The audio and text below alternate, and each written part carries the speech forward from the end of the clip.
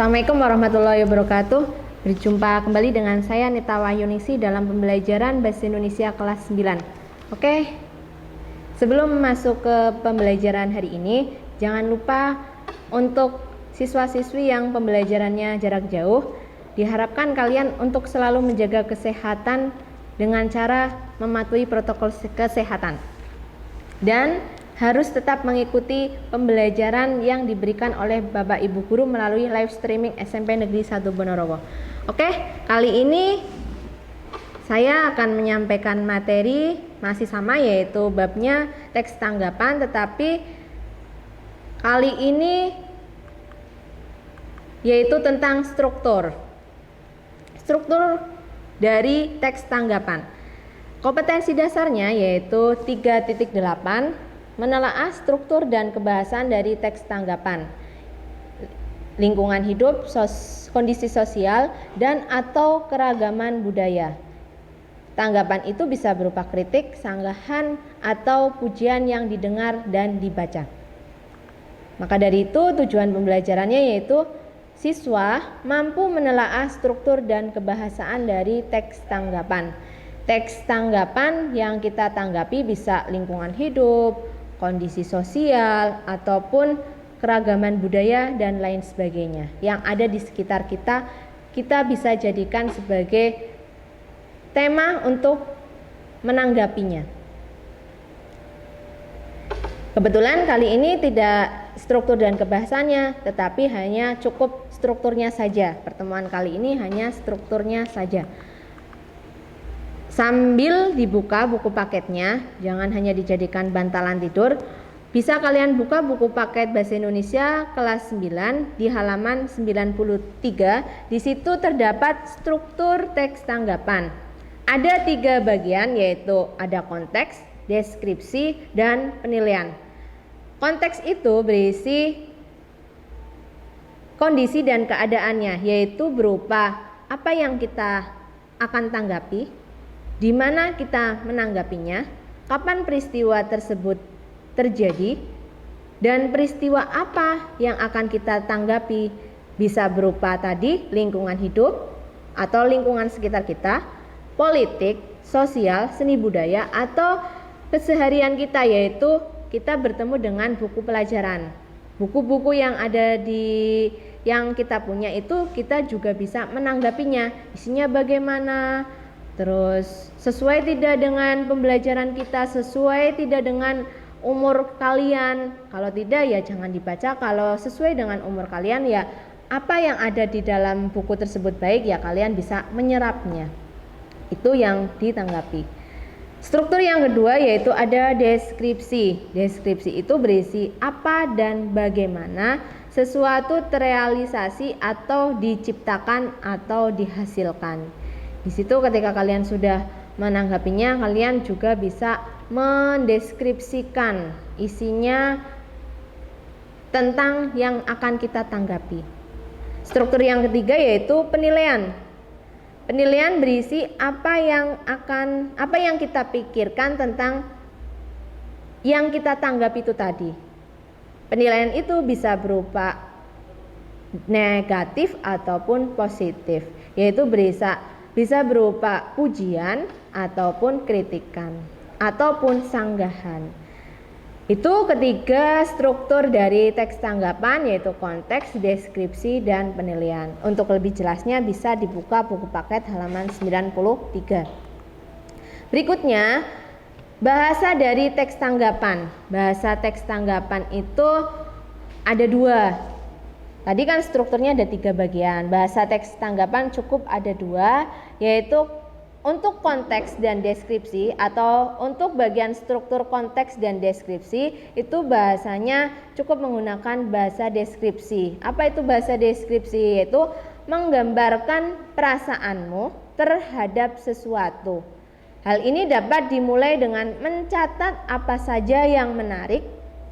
Apa saja yang menurut kalian itu menarik, kalian catat, yang baik ataupun yang kurang baik, atau keunggulan dan kelemahannya. Keunggulan dan kelemahan dari yang akan kita tanggapi.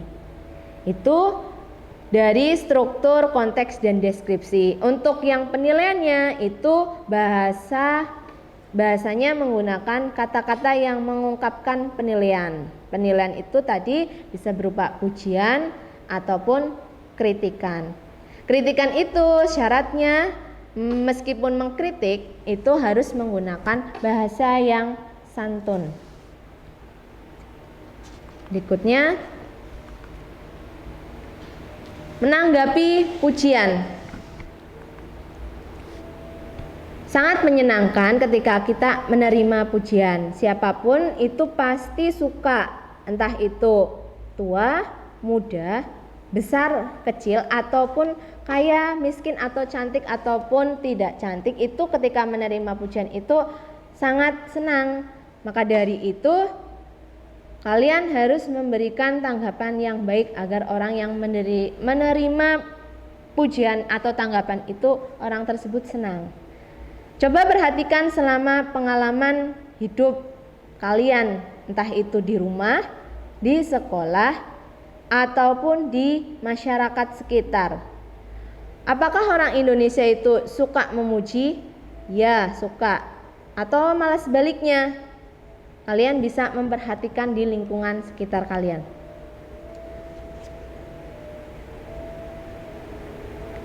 Ketika kalian perhatikan, itu banyak orang yang memuji, tetapi ada beberapa orang yang memuji itu kurang tulus atau sedikit tidak tulus. Makanya ayo kita tanamkan dan biasakan untuk memuji orang lain dengan tulus, agar orang yang kita puji itu senang dan kita mendapatkan pahala. Pujian itu membawa perasaan positif yang disebabkan oleh seseorang itu memperhatikan karyamu, perbuatan kalian, ucapan, ataupun memiliki nilai. Memuji itu merupakan komponen penting kemampuan bersosialisasi dan juga sarana berguna untuk memulai percakapan. Biasanya ketika kita baru kenal atau baru ketemu itu, awal kita untuk ngobrol itu mulai dengan kita memujinya untuk mencairkan suasana, agar suasana itu menjadi lebih akrab terhadap orang yang kita ajak bicara. Namun beberapa orang memberi pujian menjadi pengalaman yang kurang nyaman karena khawatir kurang tepat. Kenapa? Mungkin orang yang kita ajak ngobrol itu ketika kita puji itu ada beberapa orang yang tidak nyaman. Jadi kalian ketika mau memuji juga harus memperhatikan orangnya juga, konteksnya, keadaannya. Berikutnya, cara memberi pujian dengan tepat. Yang pertama, tulus, bukan basa-basi.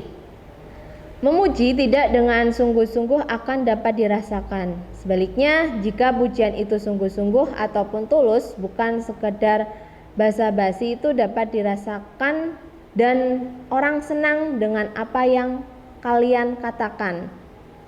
Caranya bagaimana? Caranya memandang orang yang dipuji. Jika kita memujinya secara langsung. Contoh, kamu tampak lebih ceria jika memakai baju warna itu. Itu contoh pujian tulus, bukan basa-basi. 2, menghormati dan menghargai. Jangan sampai niat memuji malah diterima sebaliknya. Hati-hati ketika memuji berdasarkan suku, agama, ras, ataupun penampilan fisik seseorang. Jangan sampai kita salah niatnya memuji malah menjadi tidak baik. Contoh, kamu hebat untuk ukuran orang desa. Ini adalah memuji, tetapi bukan memuji orangnya, tetapi memuji yang lainnya. Ada maksud tersirat dari kalimat pujian kalian itu. Itu kalau kamu hebat untuk ukuran orang desa, itu artinya menyiratkan orang desa atau kampung itu tidak ada yang hebat atau pintar. Memberi pujian dengan tepat yang ketiga yaitu waktu. Ada beberapa pujian yang tidak cocok dalam situasi tertentu. Pastikan lihat konteks peristiwanya ketika kita mau memuji seseorang. Maksudnya ada pujian yang bisa diberikan kapan saja dan ada yang harus diberikan seketika. Paling tepat pujian diberikan setelah seseorang mengerjakan sesuatu dengan baik. Contoh ketika temanmu berhasil lomba voli, ya kalian pujilah temanmu tersebut karena berhasil voli. 4. Memberi rasa nyaman. Tujuan memuji adalah untuk orang lain, bukan membicarakan diri sendiri. Maksudnya kalau kamu mau memuji orang ya kalian puji dengan orangnya, subjeknya orang tersebut. Jangan sampai kalian malah larinya ke objeknya diri kalian sendiri. Ujung-ujungnya itu ada maksud terselubung atau ungkapan memuji dengan bahasa basi itu tadi. Itu tadi keempat cara memuji dengan tepat. Berikutnya, menemukan hal untuk dipuji. Pertama, cara terbaik untuk meyakinkan bahwa pujianmu tulus adalah saat kamu berpikiran positif. Jika ingin mengatakan yang baik kepada seseorang, lebih baik lakukan daripada berencana. Nanti kalian lama berencana untuk memuji, akhirnya ujung-ujungnya bukan memuji tetapi bisa memuji diri sendiri, bukan memuji orang ataupun karya. 2. Pujilah orangnya bukan objeknya. Contoh, kamu terlihat oke pakai kaos itu. Itu adalah kalimat pujian yang baik daripada contoh, saya suka kaos yang kamu pakai. Itu yang dipuji bukan orangnya tetapi kaosnya yang warnanya bagus. Itu lihat atau perhatikan kalimat pujianmu ketika kalian akan memuji orang ataupun karya ataupun lingkungan sekitar kalian. 3. Intinya orang ingin mendapatkan pujian dari hal yang dia inginkan, bukan yang kita inginkan. Kalau kita memuji orang itu pasti apa yang baik dari orang tersebut ya kita bicarakan agar orang itu menyukainya. Jangan sampai kita memuji orang tersebut tetapi yang kita banggakan adalah diri kita sendiri. Itu tadi cara menemukan hal-hal, 3 cara untuk menemukan hal yang untuk memuji seseorang, ketiga hal-hal.